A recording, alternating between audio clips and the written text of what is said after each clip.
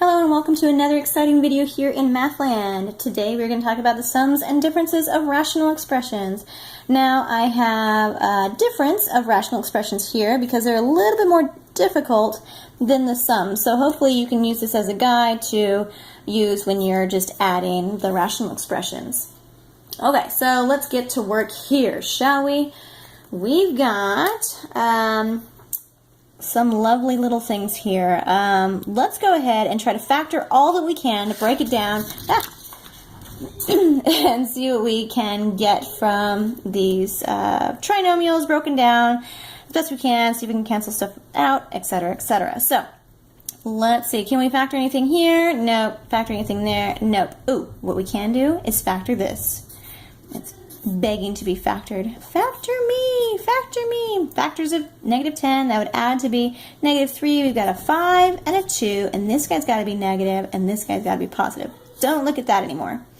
Now this guy over here, oh, also begging to be factored. So 5 and 1 make 6. Okay, and they both have to be negative. Okay, don't look at that anymore. Okay, so the next step, after factoring all that you can, we need to look for what the denominators have in common, because as you know, when you add or subtract fractions, you need to have the same denominator. So least common denominator, that's going to be what they have in common, and that would, I'm going to highlight those here. So they have the x minus 5 in common. They both have that. So I'm going to say, oh, it's x minus 5. But they also have some leftovers. They also have some other things that they're being multiplied by.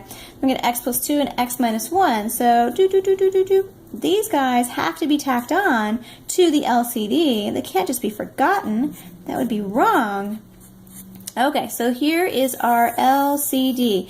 That's going to be our denominator for this whole rational expression. I'm just going to leave them as binomials, x minus 5, x plus 2, x minus 1. Okay, that's our denominator.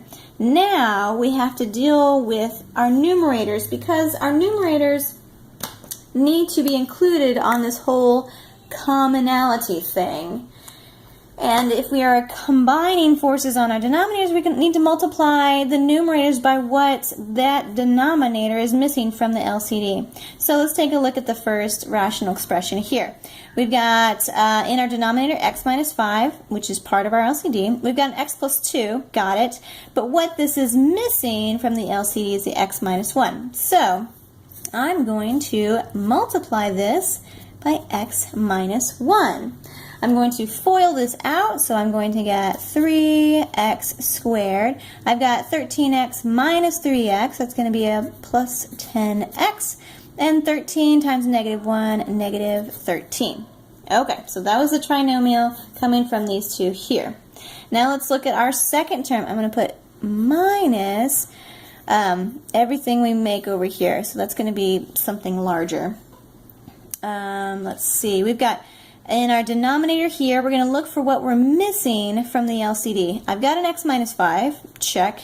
I don't have an x plus 2, but I do have an x minus 1. So I'm going to take this x plus 2 and multiply it by that numerator, because that's what was missing from the LCD when compared to that denominator.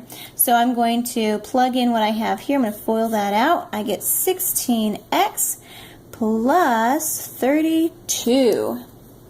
Okay, and that's all over the LCD because I'm combining the two fractions here to make one strong fraction. Okay, so let's combine like terms. I'm going to distribute this negative here, and that's the important part when we have the differences of rational expressions. We need to take this negative and distribute it through those terms. This is what most students miss when they're working these out. They just drop the parentheses and just put negative 16x plus 32. And we need to remember that everything up here has that negative in front of it. So distribute that negative. So I'm going to say 3x squared plus 10x minus 13 minus 16x minus 32 is my new numerator. And I'm not going to forget that. I'm just going to put it over LCD just so I don't have to keep writing it down. So we're going to combine like terms here. And we've got, let's see, 3 x squared. Okay, got that one. I've got a 10x minus 16x minus 6x there. And negative 13, negative 32, negative 45 all over my LCD, which is x minus 5, x plus 2, and x minus 1. Okay, so, but I see something going on here. Maybe if we can factor out that new numerator, we can cancel out something. Let's see, we can divide everything by 3, and that would leave us with x squared minus 2x minus 15 all over x minus 5, x plus 2, x minus 1. Ooh, I see some more factoring that we can do. Let's keep going. And keep in mind, I picked a little more challenging one just so you can have fun with it and see how exciting this is. Let's keep going. I've got a 3, and then let's factor this one here. Let's see, x, and factors of 15, that would add to be 2, maybe 5 and 3. If this was negative and this was positive, that might work. All over x minus 5, x plus 2, x minus 1. Okay, ooh, can we cancel out anything? Do you see it? I think you do. X minus 5, x minus 5. All right, so now, I think our final answer is coming up. Dip, dip. Okay, what do we have left? We have 3 times x plus 3 over x plus 2, x minus 1. Okay, now you can distribute this out if you want, but it's not going to get you anything different than what you see right here. So I'm okay with you just leaving it in factored form.